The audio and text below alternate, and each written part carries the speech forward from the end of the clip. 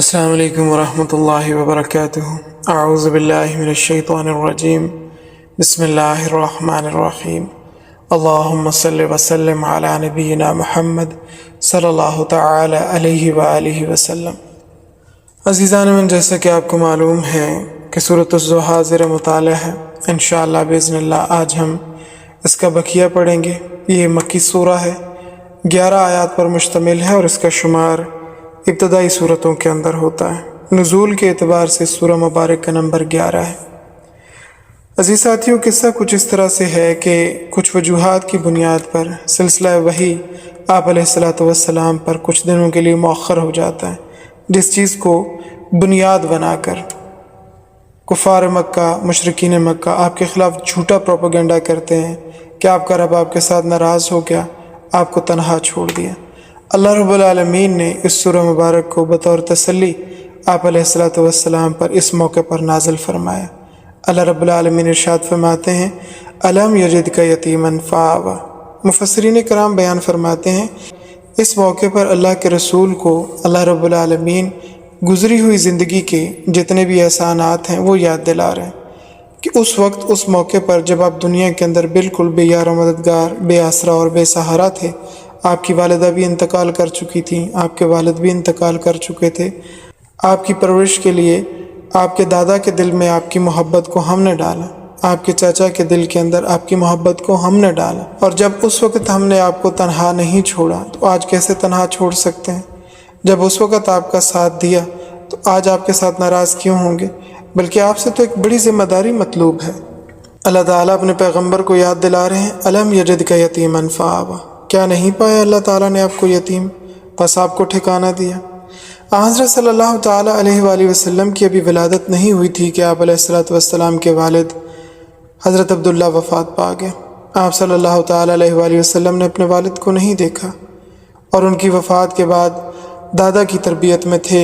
جب 6 سال کی عمر مبارک ہوئی تو مدینہ طیبہ سے جاتے ہوئے ابوا کے مقام پر آپ صلی اللہ تعالیٰ علیہ وآلہ وسلم کی والدہ ماجدہ انتقال کر جاتی، کیونکہ ان کا میکہ مدینہ طیبہ میں بنو نجار خاندان تھا۔ انہی سے ملاقات کے لیے وہ وہاں گئی تھیں، اور واپسی پہ رستے میں یہ عظیم سانحہ ہوتا ہے۔ آپ کی والدہ کی خادمہ ام ایمن آپ صلی اللہ تعالیٰ علیہ وآلہ وسلم کو ساتھ لے کر واپس آئیں۔ پھر آپ صلی اللہ تعالیٰ علیہ وآلہ وسلم کی تربیت آپ کے دادا نے کی، اور جب عمر مبارک 8 سال اور بعض روایات میں آتا ہے کہ 12 سال تھی تو آپ صلی اللہ تعالیٰ علیہ وآلہ وسلم کے دادا جان بھی 88 سال کی عمر میں وفات پا گئے اور جہان فانی سے کوچ کر گئے۔ آپ صلی اللہ تعالیٰ علیہ وآلہ وسلم کے دادا جان آخری وقت میں بڑے پریشان تھے۔ لوگوں نے ان سے پوچھا بھی کہ آپ کیوں پریشان ہیں؟ فرمانے لگے کہ میں اپنے پوتے کے واسطے پریشان ہوں کہ عالم اسباب میں اس کا کوئی آسرا، کوئی سہارا نہیں ہے۔ ان کے بیٹوں میں عبد مناف، جن کی کنیت ابو طالب ہے، وہ بڑے شریف الطبع تھے، اور ان کی بیوی فاطمہ بنت اسد رضی اللہ تعالیٰ عنہ وہ بھی بہت شریف الطبع خاتون تھیں، مگر مالی لحاظ سے یہ بڑے کمزور تھے۔ آپ صلی اللہ تعالیٰ علیہ وآلہ وسلم کے دادا جان نے اس کے باوجود ان کو بلوا بھیجا، اور آپ کا ایک ہاتھ آپ کے چچا جان کے ہاتھ میں اور دوسرا ہاتھ آپ کی چچی جان کے ہاتھ میں دے کر فرمایا، اللہ تعالیٰ نگران اور محافظ ہے، اب یہ بچہ تمہارے سپرد ہے۔ اللہ تعالیٰ نے آپ کے چچا جان کے دل کے اندر وہ محبت ڈالی کہ انہوں نے عمر مبارک 8 برس یا 12 برس سے لے کر 50 برس کی عمر تک آپ صلی اللہ تعالیٰ علیہ وآلہ وسلم کا ہر طرح کے حالات میں ساتھ دیا۔ یہ نبوت کا 10واں برس تھا جب عمر مبارک 50 برس تھی۔ اسی سال حضرت صلی اللہ تعالیٰ علیہ وآلہ وسلم کی زوجہ مطہرہ ام المومنین حضرت خدیجہ رضی اللہ تعالیٰ عنہ کا انتقال ہوتا ہے۔ اسی سال آپ کے چچا جان ابو طالب بھی انتقال فرماتے ہیں، تو تاریخ میں اس کا نام عام الحزن ہے، یعنی غم والا سال۔ رب العالمین فرماتے ہیں، کیا نہیں پایا آپ کو یتیم؟ پھر رب تعالیٰ نے ٹھکانہ دیا، وَوَجَدَكَ ضَالًّا، اور پایا آپ کو بے خبر، فَهَدَىٰ، بس آپ کی رہنمائی کی۔ اکثر مفسرین کرام یہ معنی کرتے ہیں کہ آپ صلی اللہ تعالیٰ علیہ وآلہ وسلم شریعت کے احکامات سے بے خبر پائے گئے تو اللہ تعالیٰ نے آپ صلی اللہ تعالیٰ علیہ وآلہ وسلم کی رہنمائی کی۔ اعلان نبوت سے قبل آپ شریعت کے تمام احکامات سے واقف نہیں تھے، اعلان نبوت ہوا تو اللہ تعالیٰ نے بذریعہ وحی آپ کی رہنمائی فرمائی اور آپ کو شریعت کے جملہ احکامات کے بارے میں اطلاع دی، آپ کو باخبر فرمایا، جس کے ذریعے سے آپ نے امت کی رہنمائی فرمائی، اپنے شاگردوں کی اولین جماعت صحابہ کرام رضوان اللہ تعالیٰ علیہ مجمعین کو پورے کا پورا دین بتلایا، سکھلایا اور سمجھایا۔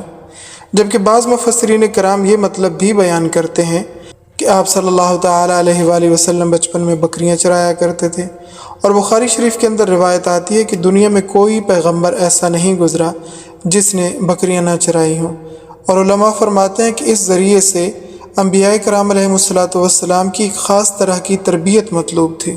صحابہ کرام رضوان اللہ تعالیٰ علیہ مجمعین نے آپ علیہ والسلام سے دریافت کیا، یا رسول اللہ آپ نے بھی بکریاں چرائی ہیں؟ تو آپ صلی اللہ تعالیٰ علیہ وآلہ وسلم نے ارشاد فرمایا، ہاں میں نے بھی بکریاں چرائی ہیں۔ ایک دفعہ کا ذکر ہے، سوء اتفاق کے بکریاں چراتے ہوئے وہ بکریاں دور چلی گئیں، آپ صلی اللہ تعالیٰ علیہ وآلہ وسلم ساتھ تھے اور رستہ بھول گئے، کیونکہ آپ صلی اللہ تعالیٰ علیہ وسلم اس وقت بچے تھے، واپسی کا رستہ آپ کو یاد نہیں تھا۔ گھر والے بڑے پریشان ہوئے، کیونکہ اس وقت انسانی آبادی بہت کم تھی، جنگلات کی بہتات تھی اور مختلف قسم کے جنگلی جانوروں کا بھی خدشہ تھا۔ اللہ رب العالمین نے اس موقع پر آپ صلی اللہ تعالیٰ علیہ وآلہ وسلم کی رہنمائی فرمائی، یہ پہاڑ اس ہاتھ پہ ہوگا اور یہ پہاڑ اس ہاتھ پہ ہوگا، اسی رستے پہ چلتے چلے جائیں گے تو آپ اپنے گھر پہنچ جائیں گے۔ وَوَجَدَكَ ضَالًّا، اور پایا آپ کو بے خبر، فَهَدَىٰ، پس آپ کی رہنمائی فرمائی۔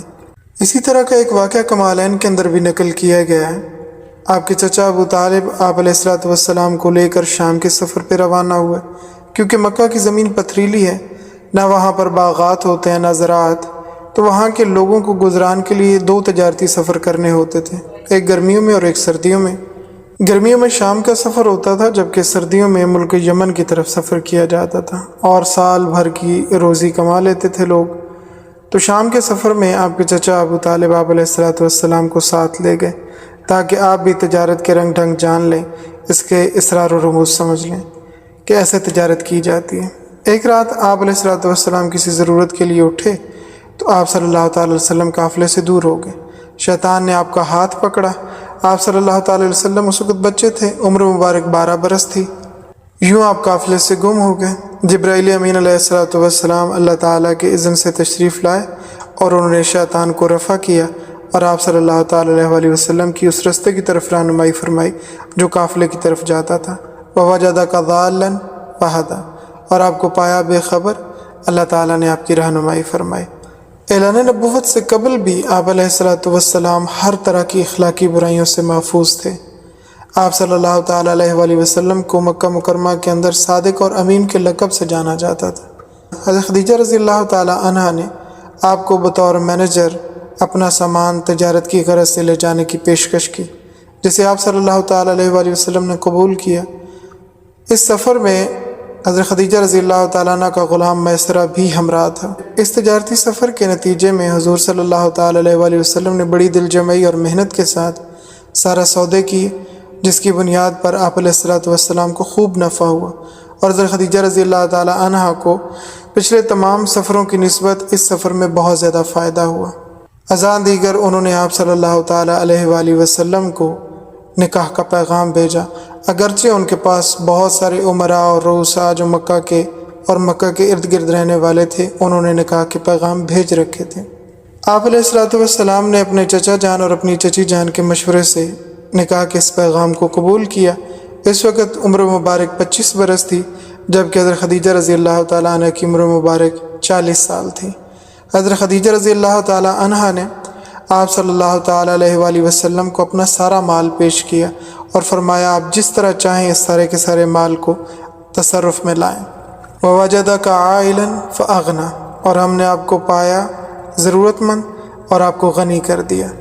تو عالم اسباب میں اللہ تعالیٰ نے یہ سبب پیدا فرمایا اور یوں رسول اللہ صلی اللہ تعالیٰ علیہ وآلہ وسلم کی معاونت فرمائی۔ فَأَمَّا الْيَتِيمَ فَلَا تَقْهَرْ، پس بہرحال یتیم پر قہر نہ کریں۔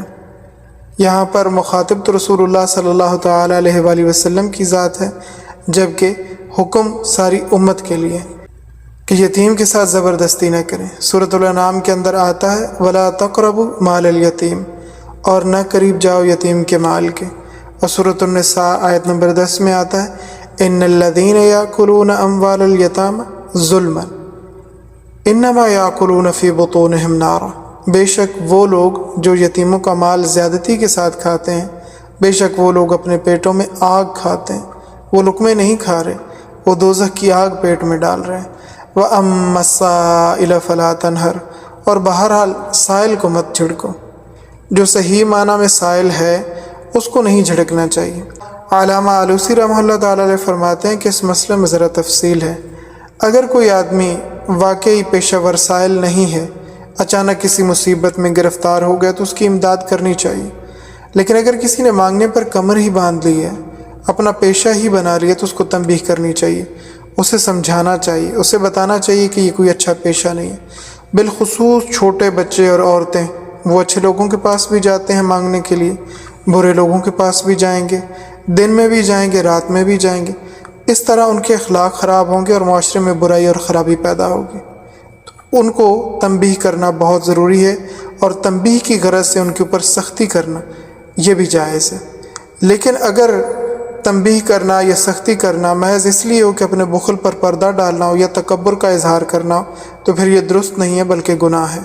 وَأَمَّا بِنِعْمَةِ رَبِّكَ فَحَدِّثْ، اور بہرحال اپنے رب کی نعمت کو بیان کرو، ہر حال میں اپنے رب کی نعمت کو بیان کرو، اللہ تعالیٰ کی دی ہوئی نعمتوں کا اظہار شکر کرو۔